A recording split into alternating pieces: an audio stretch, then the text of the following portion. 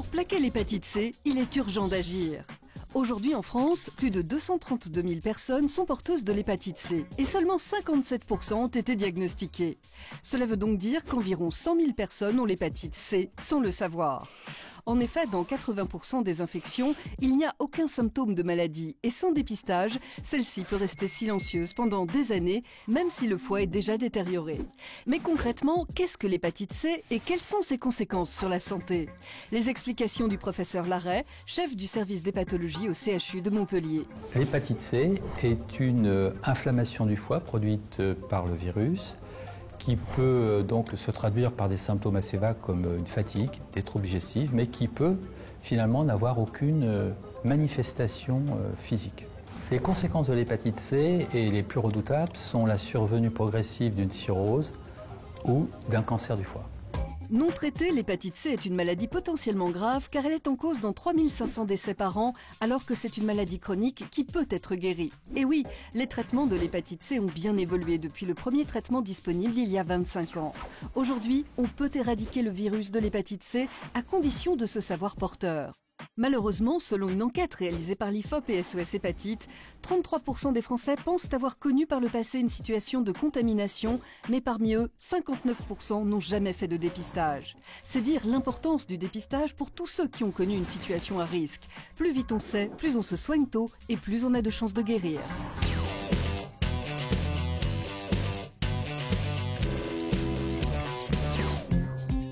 Comment se transmet l'hépatite C? Est-il urgent de se faire dépister quand on a eu des comportements à risque?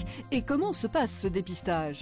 Les réponses de Pascal Mélin, président de SOS Hépatite, une association qui informe et soutient toutes les personnes atteintes par les hépatites virales. Aujourd'hui, les hépatites virales sont de mieux en mieux connues. On est capable de dire aux gens comment ils ont pu l'attraper. Donc si on repère qu'on a eu des comportements à risque sexuels ou par transmission avec des objets ensanglantés, il est important d'aller se dépister. Les examens ils sont relativement simples. Notre corps produit des anticorps quand il croise le virus et c'est ces anticorps-là présents dans notre sang qu'il faut dépister. Ou sur une simple prise de sang, ou aujourd'hui par des nouvelles techniques avec des tests rapides. Avec une simple goutte de sang, on peut savoir en quelques minutes si vous êtes porteur ou non de ces anticorps. Si le test est positif et qu'on a une présence d'anticorps, pour validation, on recherchera dans un deuxième temps la présence de virus dans le sang pour pouvoir affirmer au patient que vous êtes porteur du virus et du coup il faut se poser la question d'un traitement pour pouvoir vous guérir. Pour se faire dépister, le plus simple aujourd'hui en France, c'est d'utiliser les centres de dépistage anonymes et gratuits. Ils sont présents partout sur le territoire. Après, on peut aussi se faire dépister en levant son anonymat, en allant voir son médecin traitant, en ayant une ordonnance et en se rendant à son laboratoire et en ayant un résultat dans les 24 heures. Pour s'informer, aujourd'hui, le plus simple, c'est d'aller sur les sites internet et je vous conseille volontiers de venir sur celui de notre association, soshépatite.org.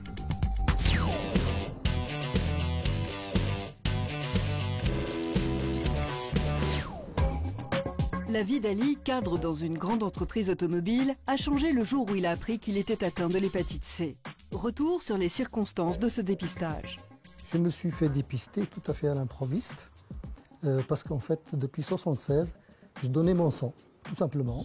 Et puis en 90, j'ai été étonné d'être rappelé pour faire une même analyse de sang, alors que j'en ai fait il y a à peine quelques jours. Donc deuxième test, confirmation comme quoi j'avais une hépatite, qu'on disait à l'époque, non A, non B. Les malades doivent s'impliquer davantage pour la compréhension de leur maladie. Ils ont des outils qui sont les médecins, les médicaments, mais ce ne sont que des outils.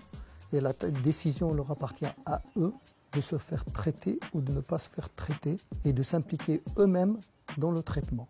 Et pour ça, SOS Hépatite, le groupe de parole, est très important pour la connaissance de cette maladie. Après un long traitement, Ali est aujourd'hui en voie de guérison. Pendant ces années avec la maladie, il a pu se rendre compte que l'implication des patients dans leur traitement est fondamentale pour la guérison.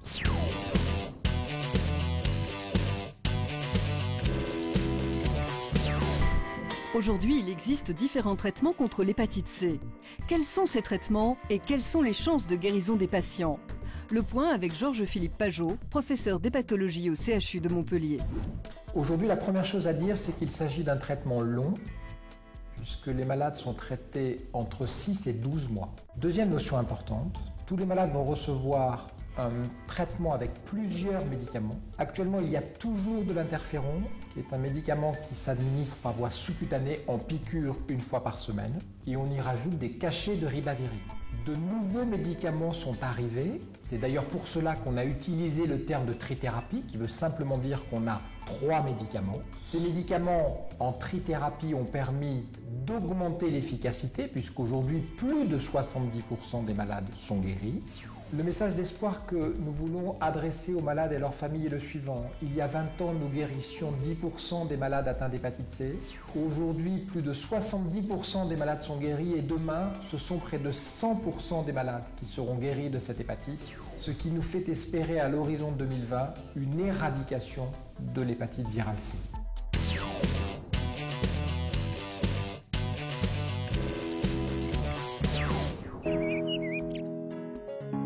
L'hépatite C, maintenant on en guérit. Comme Michel qui a plaqué l'hépatite C pour retrouver une vie normale et faire à nouveau des projets. Mais avant cette réussite, il a fallu plusieurs années de traitement qui ont impacté sa vie privée. Retour sur ces quelques années de galère qui lui ont permis une guérison totale de l'hépatite C.